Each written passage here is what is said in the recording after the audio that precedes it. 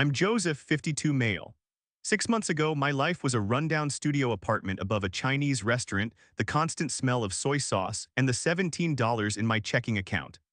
I was a divorced, broke former business owner, and my only reliable income came from selling my own blood for grocery money. I thought I knew exactly how my story would end. But on a Tuesday morning in October, I walked into a plasma center worth $40 and walked out with an $8.7 million offer from a pharmaceutical company. All they wanted to know was where I was on April 26, 1986. Before this story unfolds, I'd love to connect with you. Please let me know in the comments where you're watching from and what time it is in your corner of the world. It's amazing to see how far these stories can travel. My life didn't implode all at once. It was a slow, grinding failure. For 24 years, Keller Automotive was my identity. I'd built it from a two-bay garage into a 12-person operation, but I was proud. Too proud to see the industry was changing, too proud to take a buyout, too proud to admit I was drowning in loans. My wife, Joanna, left on a Thursday, leaving her wedding album on the counter with a note. "I can't watch you destroy yourself anymore." She took the dog. After the bank seized the shop and the house, I landed in a 500-square-foot box on Lafayette Street. My son Deacon, a paramedic, called once to offer help. "Dad, there are programs," he'd said, his voice full of a pity I couldn't stand. My daughter Meadow, a nurse in Chicago, called every Sunday pretending everything was fine, asking if I was eating well. Like a king, I'd lie, looking at my dinner of crackers and peanut butter. The Detroit Plasma Center on 8 Mile became my new office. Tuesdays and Fridays, 7:30 a.m. sharp, $40 a visit, $320 a month, enough for rent, ramen, and gas for the '98 Ranger the bank didn't even want. Beatrice, the grandmotherly woman at the front desk, always smiled. "Morning, Joseph, honey, you drinking your water?" "8 glasses a day," I'd lie. Luther, the phlebotomist, was a 71-year-old man with hands steadier than a surgeon's. "Your usual chair, Joe," he'd say, patting the cracked vinyl. "You're the most consistent man I know." "Consistency is all I've got left," I'd reply, rolling up my sleeve to show the small, permanent bruise that was the tattoo of the desperate. I'd sit there watching my blood dark red and type O-negative flow through the tube and feel the cold saline return. It was a humiliating, humbling existence. I was worth exactly $40 twice a week, proof that I still had some measurable value, even if it was just in milliliters of plasma that would help someone somewhere survive another day.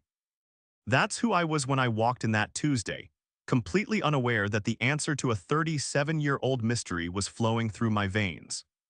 That morning started just like all the others.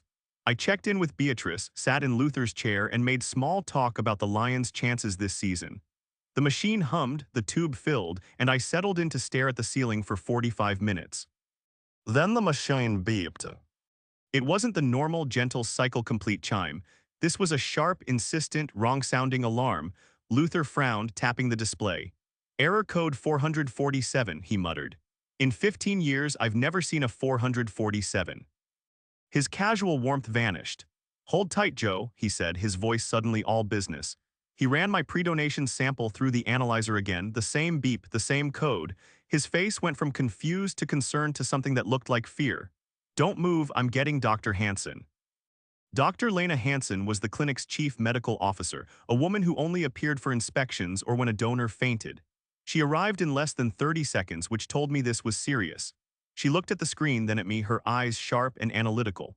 "Mr. Keller, have you ever been exposed to any unusual chemicals, industrial accidents, classified military projects?" "I ran an auto shop," I said. "Before that, a parts factory, just grease and exhaust, nothing unusual." She pulled Luther aside, but in that small room, privacy was an illusion. I heard every word. "Call the CDC protocol number. Tell them we have a case white identification." "Yes, I'm certain. Look at these antibody markers." Within an hour, my $40 morning was chaos. Men in suits, not cheap suits, but the kind that cost more than my old truck, arrived. They cleared the center, locking the front door and sending the other donors home with full pay and apologies about equipment maintenance. Nurses I'd never seen before drew what felt like a quart of my blood, filling tube after tube, red tops, purple tops, gold tops. I was no longer a donor, I was a specimen. I sat in the vinyl chair, my arm aching, my $17 in the bank life dissolving into a medical thriller I didn't understand. The lead suit introduced himself as Mr. Elias Thorne Dyer, Seator of Special Acquisitions for a company called Nexus Biodyne. He had silver hair, a watch that cost more than my failed business, and eyes that looked at me like I was a priceless artifact he'd just found in a dumpster. Dr. Hansen, he said, his voice polite but absolute, will need the room. It wasn't a request. Dr. Hansen and the nurses vanished, and suddenly I was alone with him. Mr. Keller, Thorne said, sitting across from me, what I'm about to tell you is going to sound impossible. But your blood contains something our company and several government agencies have been searching for since 1986. He slid a single piece of paper across the table. It was a contract offer. At the top, there was a number that made my vision swim, $8,700,000. I stared at it. That was more money than I'd made in my entire life. I don't understand, I stammered. $8.7 million, Thorne said, for exclusive rights to your blood, your plasma, and the replication of your unique antibodies. But first, we need to know everything about your life. We need to build a timeline. My mind was still stuck on the zeros. Antibodies for what? Thorne's expression darkened. He pulled out a tablet and showed me a satellite image of a massive industrial complex, now just ruins. This was the Brennan Chemical Facility in northern Michigan. On April 26, 1986, it suffered a catastrophic containment breach of an experimental compound called K427. I've never heard of it. No one has, Thorne said. It was classified. K427 was an agricultural enhancer with an unintended effect on humans, rapid incurable cellular breakdown, death within 72 hours. He swiped to a list of names. 4,312 people died in what the public was told was a severe meningitis outbreak. The real cause was K427 in the groundwater. Your blood, Mr. Keller, contains perfect, complete immunity to it.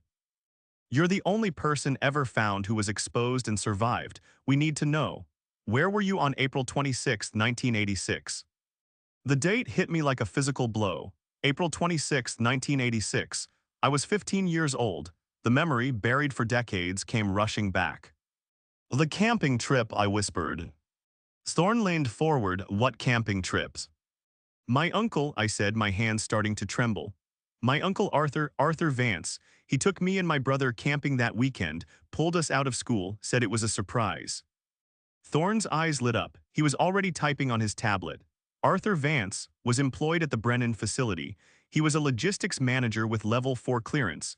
Access to all restricted areas, including K427 storage. The room felt small, the air thin. I hadn't thought about Uncle Arthur in years. He was the fun uncle, the one who taught us to fish. He died when I was 16, barely a year after that trip, from a cancer that came out of nowhere and took him in 6 months. There's more, Thorne said, his face grim. 3 days before the breach, your uncle signed out 12 vials of an experimental K427 anti-serum. Those vials were never recovered. Security footage shows him leaving the facility with a medical cooler. The next day, April 25th, he took emergency family leave. He knew, I said, the pieces clicking into place. He knew the plant was going to breach. We believe he did, Thorne said. He couldn't save everyone, but he tried to save you. He injected you with a stolen, untested anti-serum. But my brother, Michael, he was there too. Why just me? We need to test your brother immediately, Thorne said. Can you contact him? I fumbled for my phone, my fingers clumsy. I called Michael, now a university administrator in Grand Rapids. Mike, I need you to come to Detroit. Right now, drop everything. Joe, what's wrong? Are you hurt? I'm not hurt, I said, looking at the $8.7 million contract. I'm the opposite of hurt. Please just come. Michael burst through the plasma center door 3 hours later, still wearing his university ID badge. Joe, what the hell is happening? He demanded, taking in the suits and the medical equipment. While Dr. Hansen drew Michael's blood, I told him everything. The K427, the 4,000 deaths, Uncle Arthur. Michael's face went pale. He knew, Michael whispered, sitting down heavily. I remember. Dad tried to stop him from taking us, said we had school, but Uncle Arthur yelled at him. I'd never heard him raise his voice before. He was desperate. The test results for Michael's blood came back in 20 minutes. Nothing, no antibodies, no immunity, just normal blood. But we were both there, Michael insisted. We ate the same food, drank from the same canteen.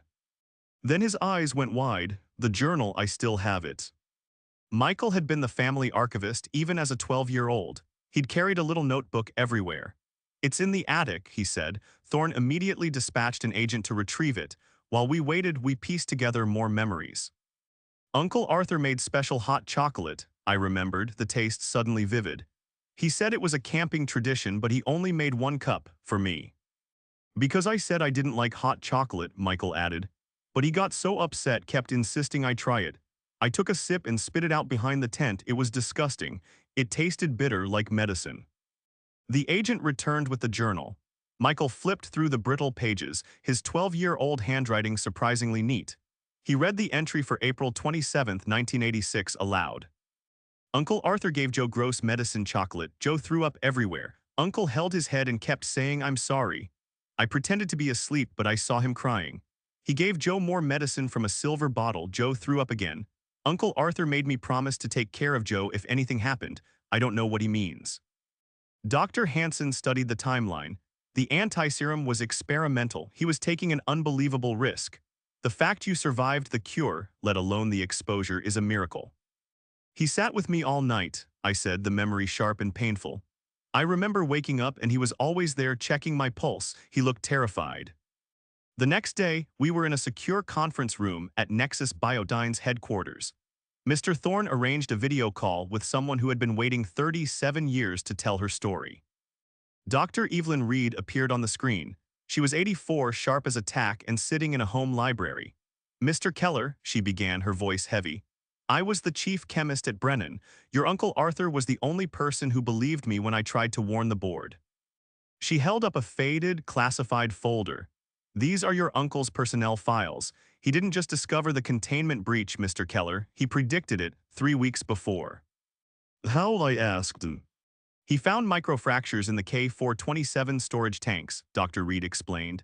"Management said they were within acceptable limits, but Arthur ran his own logistics and stress calculations. He proved the tanks would fail under temperature fluctuation. That spring was unseasonably warm, then suddenly cold. The board told him to stay quiet or be fired and discredited." "So he stole the anti-serum," Michael said. "I helped him," Dr. Reed said, tears welling in her eyes.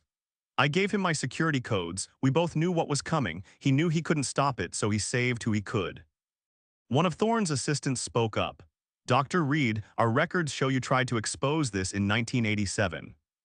"I went to the press, the FBI, everyone," she said. "They called me a conspiracy theorist. The company had too many government contracts. They buried it." She looked at me. "Mr. Keller, Arthur didn't just save you. He documented everything. He had a parallel set of records, but they were lost when his house was repossessed after he died." Michael and I looked at each other. "The tackle box," Michael said. "Before he died, Uncle Arthur gave me his old tackle box. He made me promise to keep it safe. It's been in my basement for 30 years. It always weighed a ton." Within 2 hours, agents had retrieved the box. Beneath a false bottom sealed in plastic were documents, photos, and cassette tapes of recorded conversations. It was the smoking gun. One document stood out, a list titled "Attempted Saves." 17 names. Beside mine he'd written "Successful injection, severe reaction but stabilizing, dosage may be too high, God forgive me." That tackle box changed everything. The $8.7 million offer became $20.7 million after a federal investigation, compelled by Arthur's documents, forced the board members and officials who'd covered up the breach to create a settlement fund. I didn't keep it all. $5 million established the Arthur Vance Foundation for Chemical Safety Whistleblowers. Another $5 million was distributed to the families of the 4,312 victims. It wasn't enough, but it was an acknowledgement. Their loved ones hadn't died from meningitis, they'd been murdered by corporate greed. I kept $10 million, which still felt like blood money, just not mine. The first thing I did was pay off Michael's mortgage and set up college funds for his kids. Joanna, my ex-wife, called after the story broke. We met for coffee. "All those years," she said, "you'd have nightmares, waking up sweating, calling for your uncle. You never told me why." "I didn't remember," I said, and it was the truth. My brain had buried the trauma.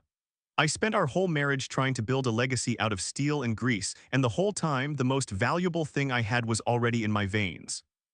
The anti-serum, officially named Vance Globulin, went into production. The CDC estimated it would protect millions as K427, still dormant in certain water tables, began to shift.